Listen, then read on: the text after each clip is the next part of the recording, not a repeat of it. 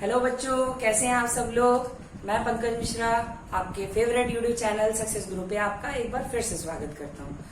So students, आज के इस वीडियो में बेसिकली हम लोग लॉज ऑफ मोशंस के बारे में पढ़ेंगे। फिजिक्स का ये वीडियो है, तो ध्यान से इस वीडियो को देखिएगा और लास्ट तक देखिएगा, क्योंकि आपके आज मैं बेसिक कॉन्सेप्ट क्लियर करूंगा लॉज ऑफ मोशंस के बारे में। और आज के इस वीडियो में हम लोग फर्स्ट लॉ ऑफ मोशन, वैसे तो मैं दूसरा और तीसरा लॉ भी आपको आज बता दूंगा, उससे रिलेटेड और भी वीडियोस बनेंगे, लेकिन आज first law basically I will be focusing on first law of motion. So let's start with the video. सबसे पहले अगर हम लोग ध्यान से देखें, लॉज ऑफ मोशन की बात की गई तो यहाँ पर आपको पता है कि न्यूटन जो थे हमारे, ठीक है, उन्होंने 3 लॉ दिए थे। Later on he give law of gravitation also, that I will be explaining in the later part. Newton ने 3 लॉ जो दिए, मैं आपको पहले बेसिक क्लास है सो उसके बारे में थोड़ा सा बता देता हूँ। फर्स्ट लॉ न्यूटन ने जो दिया, वो लॉज ऑफ मोशन का फर्स्ट लॉ 2 चीजें डिफाइन करता था। अगर हम qualitative analysis of first law की बात करें तो 2 चीजें बताई थी। फर्स्ट लॉ उसने इनर्शिया के बारे में बताया था, डेफिनेशन ऑफ इनर्शिया, ठीक है। दूसरा उसने ये बताया था फोर्स की डेफिनेशन, ठीक है। 2 चीजें निकल के आई थी। फर्स्ट लॉ को लॉ ऑफ इनर्शिया भी कहा जाता है, और second definition of force. Basically क्योंकि देखिए हम यहाँ पे मोशन पढ़ते हैं ना, तो अगर हम लोग देखें तो ऑब्जेक्ट की 2 स्टेट होती है। First state is rest, in which the position of the object is not changes. Second जो होती है वो हमारी स्टेट ऑफ मोशन होती है, when the position of the object continuously changes with respect to the time. तो ये 2 चीजें हैं हमारी, ठीक है। अब अगर हम लोग बात करें न्यूटन का पहला लॉ, तो उसने ये कहा था कि जैसे यहाँ पे एक वर्ड मैं यूज कर रहा हूँ इनर्शिया, तो पहले हमें ये पता होना चाहिए इनर्शिया क्या होता है। The property by the virtue of an object, the property of an object by the virtue of it remains in the state of rest or motion।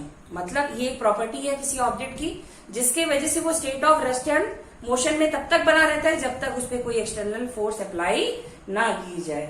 And अगर हम लोग फोर्स की बात की जाए तो देखिए मैंने एक वीडियो आपका फोर्स से रिलेटेड बनाया था। मैंने क्या बताया था आपको, फोर्स क्या होता है। Force is an external agent, force is an external agent that can change the state of a body from rest to motion और फ्रॉम मोशन टू रेस्ट। ये हो गई बात हमारी फोर्स की, ठीक।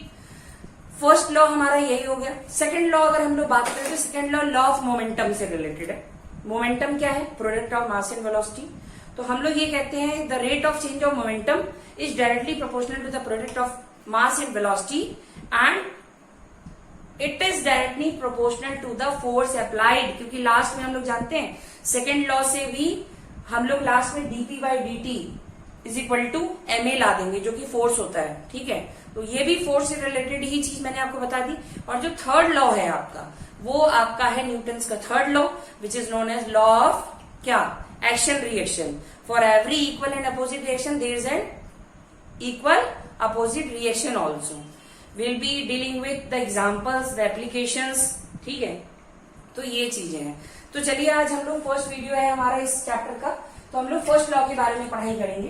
तो फर्स्ट लॉ में देखिए यहाँ पे एक वर्ड यूज हो रहा है, बार बार यूज होगा, फोर्स, ठीक।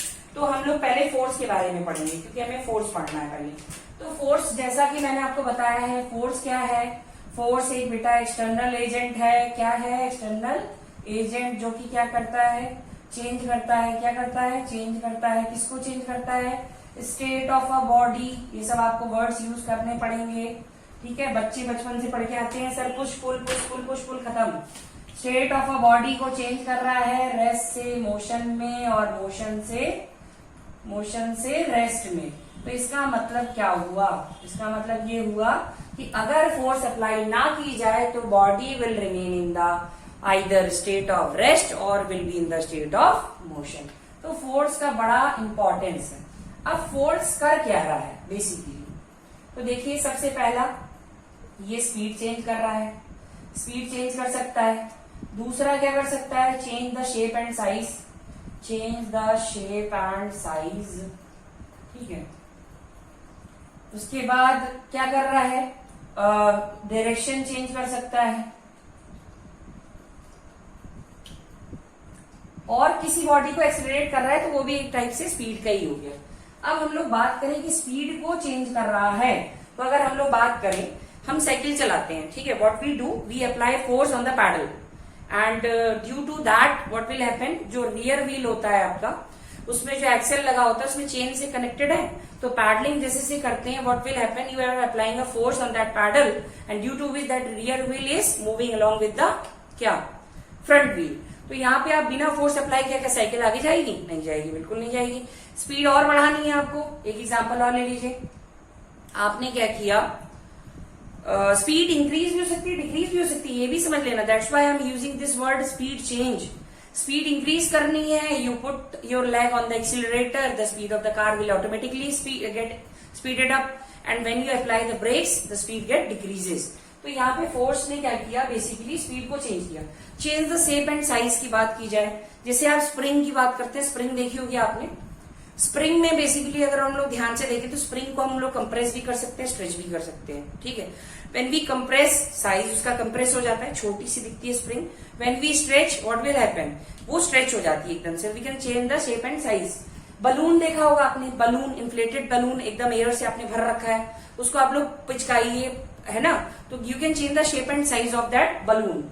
डायरेक्शन चेंज की बात की जाए तो अगर हम लोग देखें, हम लोग कार चला रहे हैं, स्टीयरिंग को हम लेफ्ट करते हैं, तो we can change the direction of the car. If the car is moving like this, अगर हम फोर्स अप्लाई कर रहे हैं लेफ्ट साइड में, तो the car automatically, the wheel of the car will move to the left side और to the right side. Like एक football roll करके हमारे पास आ रही है, will kick the ball to the right side, then the direction of that car will get changes. तो यहाँ पे हम लोगों ने बात की ध्यान से, तो हम लोगों को ये समझ में आया कि फोर्स का बड़ी इंपॉर्टेंस है भाई।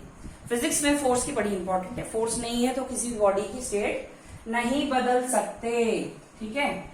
अब हम लोग ध्यान से देखें, फोर्स को कैटेगराइज किया गया है कांटेक्ट एंड नॉन कांटेक्ट के बेस पे। तो फोर्स का अगर हम लोग देखें तो force is basically categorize into two parts. इसको हम लोग पढ़ लेते हैं, एक आपकी कांटेक्ट में होगी और एक आपकी नॉन कांटेक्ट में होगी, ठीक है। कांटेक्ट फोर्स में क्या होता है, बेसिकली बेटा कनेक्टिंग मीडियम होना बहुत कंपलसरी है, ठीक है। Connecting medium should be there. यहाँ पर no connecting medium, no connecting medium, ये चीज आपको पता होनी चाहिए। अब फोर्स की बात की जा रही है, कनेक्टिंग मीडियम मतलब कोई एग्जांपल दो जल्दी से, क्या होगा एग्जांपल। अगर हम लोग यहाँ पे बात करें तो ये हो गया आपका फ्रिक्शनल फोर्स, बहुत सारे एग्जांपल दे दूंगा मैं। फ्रिक्शनल फोर्स, टेंशन फोर्स, ठीक है, नॉर्मल रिएक्शन या नॉर्मल फोर्स कह दें, फिर और फोर्स ऑफ कोलिजन बोल दें, फिर किसकी बात कर लें, स्ट्रेस स्प्रिंग वाला भी एग्जांपल है आपका, ठीक है। नेक्स्ट इसमें कौन कौन से आ जाएंगे, इलेक्ट्रोस्टैटिक फोर्स, ठीक है, जो चार्जेस के बीच में हो गया, मैग्नेटोस्टैटिक किसके बीच में, मैग्नेट के बीच में, और ग्रेविटेशनल जो सबसे वीकेस्ट नॉन कॉन्टेक्ट फोर्स होता है। ये पूछा जाता है एग्जाम में, कई बार पूछा गया है, name the weakest non contact force, so that will be gravitational force. अब देखिए कनेक्टिंग मीडियम से रिलेटेड अगर बात करें, आज हमें पढ़ना है न्यूटन का पहला लॉ, लेकिन मैं आपको ये चीजें इसलिए बता रहा हूँ कि जरूरी होंगी आपकी। फ्रिक्शनल फोर्स की बात करें, एक टेबल बना दिया, इसमें बुक रख दी, फोर्स अप्लाई किया, तो फ्रिक्शनल फोर्स इस अपोजिट डायरेक्शन में लगेगा जो कि इसके मोशन को रोक देगा। एंड व्हाट विल हैपन, क्योंकि ये अपोजिट फोर्स लग रहा है और जब तक ये स्लाइड कब तक नहीं करेगी, जब तक आप इस पे फोर्स नहीं अप्लाई करेंगे। If the magnitude of this force will be more than that of the frictional force, this book will move क्या, आगे की तरफ। नॉर्मल रिएक्शन की बात करें, इस बुक ने वेट लगा रखा है नीचे mg, तो ये टेबल भी इस पे नॉर्मल फोर्स लगा रहा है, जिसकी वजह से ये बुक स्टेशनरी पोजीशन में बनी हुई है। टेंशन फोर्स की बात करें, अगर एक स्ट्रिंग से हम एक लोड लगा दें, this is the load that is equal to weight m into g, तो ये जो स्ट्रिंग लगी हुई है, जो थ्रेड लगी है, इस पे एक टेंशन फोर्स आएगा जो कि इसको, इसके लोड को काउंटर बैलेंस करेगा। If this load get exceed करेगा, then what will happen, this thread will get automatically break. लेकिन बिना कनेक्टिंग मीडियम के कुछ भी नहीं हो रहा है यहाँ पे। फोर्स ऑफ कोलिजन में भी होगा, सेम इसमें भी। इलेक्ट्रोस्टैटिक में चार्जेस के बीच में, यहाँ पे देखिए चार्जेस के बीच में क्या है, आप पकड़ के नहीं रखे हुए हैं, लेकिन जैसे पॉजिटिव नेगेटिव होगा अट्रैक्ट कर जाएंगे और पॉजिटिव होगा रिपेल कर जाएंगे। सेम मैग्नेट में भी नॉर्थ साउथ में क्या होता है, अट्रैक्ट, अपोजिट में क्या हो जाएगा, ये।